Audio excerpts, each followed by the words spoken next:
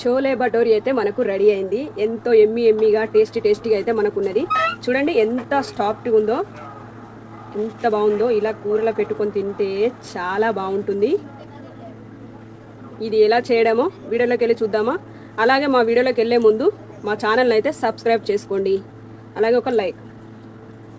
Hi friends అందరికీ, ఈరోజు అయితే చోలే భటోరీ తయారు చేయబోతున్నాం. అది ఎలాగో చూద్దాం రండి.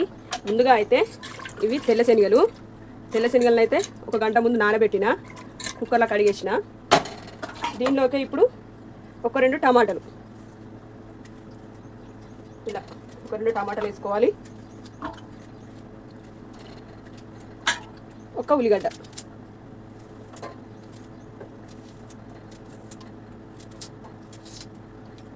ఇప్పుడు ఆలుగడ్డని ఇలా మనం చిక్కు తీసుకోవాలి. ఇప్పుడు ఆలుగడ్డలు అయితే పొట్టు తీసిన, ఇలా 2 ముక్కలు చేసి కడిగేసుకుంటే అయిపోతుంది.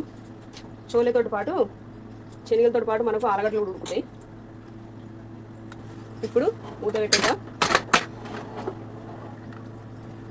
ఇప్పుడైతే మనకు అవి ఉడికే లోపల 2 అల్లం ముక్కలు, 4-5 వెల్లుల్లి రెబ్బలు ఇవైతే మిక్సీలో వేస్తున్నా. అలాగే ఒక 2-3 పచ్చిమిర్చి. అయితే ఈ పచ్చిమిర్చిను ఇవి ఏంటంటే మనం బాగా మెత్తగా పట్టుకోకూడదు, కచ్చపచ్చగా పట్టుకోవాలి.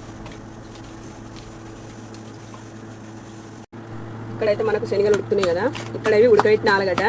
ఈ ఆలుగడ్డ అనేది మెత్తగా వేసుకొని కొంచెం మెత్తగా కలుపుకోవాలి. ఇక్కడ వచ్చేసి అయితే నేను గోధుమ పిండి తీసుకున్నా. ఈ గోధుమ పిండిలో కొంచెం ఆయిల్ పోసుకొని పిండిని అనేది మనం మంచిగా మిక్స్ చేసుకోవాలి. ఇలా మొత్తం మిక్స్ చేయాలి. కట్ చేసి పెట్టుకున్న పచ్చిమిర్చి, కొత్తిమీర ఇలా అంతా కలుపుకోవాలి. ఇప్పుడు ఆలుగడ్డ పేస్ట్,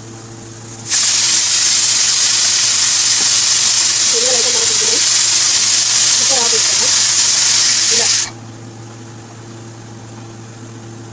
దీనిలోకి కొంచెం కొద్దిగా ఉప్పు తీసుకోవాలి. అలాగే కొద్దిగా పసుపు లైట్గా కలర్ రావడానికి ఇలా మొత్తం మిక్స్ చేయాలి. ఇలాగా ఆలుగడ్డ అనేది పిండిలో మంచిగా కలవాలి. కలిసేదాకా ఇలా కలుపుతూనే ఉండాలి మనం.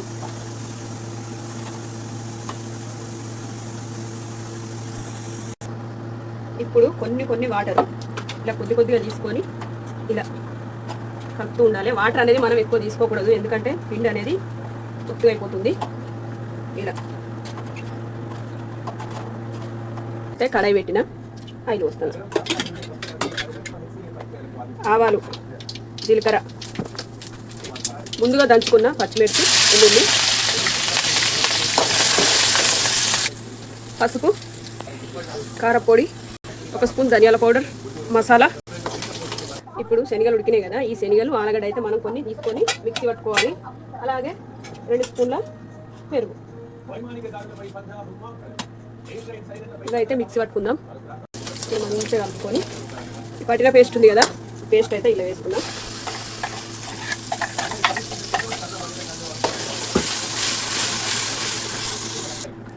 ఇప్పుడు కొంచెం ఉప్పు వేసుకొని మంచిగా కలుపుకొని ఇది కాస్త ఉడికినాక ఉడకబెట్టుకున్న మొలకలు ఉన్నాయి కదా, శనగలు ఉన్నాయి కదా, ఇప్పుడు ఉడకబెట్టుకున్న తెల్ల శనగలు దానిలోకి అయితే వేసుకుందాం. అంతా కలుపుకోవాలి ఇలా. ఇప్పుడైతే మనం ఏమి వేయవలసిన అవసరం లేదు, ఎందుకంటే మసాలా, కారపొడి, ఉప్పు అన్నీ దాంట్లోనే వేసినాం కదా. కొంచెం ఉడికి దగ్గరికి వచ్చినాక దించుకుంటే మనకు చోలే కర్రీ అయితే రెడీ అయినట్టే. ఇప్పుడు పూరి చేద్దాం. పిసికిన పిండి ఉంది కదా, ఇలా ఉండలు చేసుకోవాలి మంచిగా. ఇలా ఈ రకంగా వచ్చేలా ఉండ వేసుకొని ఇలా స్మూత్గా అనేది మనకు బాగా ఈ భటూరే అనేది ఎక్కువ పెద్దగా చేసుకోకూడదు. ఇలా అన్నీ ఈ సైజులో వేసుకోవాలి. కర్రీ అయితే మనకు రెడీ అయింది. చూడండి ఎంత బాగా వచ్చిందో. ఇలా చూడండి. అలాగే పూరీలు కూడా ఇలా చేసుకోవాలి భటూరి. ఆయిల్ అయితే పోసిన, ఆయిల్ హీట్ ఎక్కింది. ఇప్పుడు మనం ఈ బటూరని అయితే వేసుకుందాం.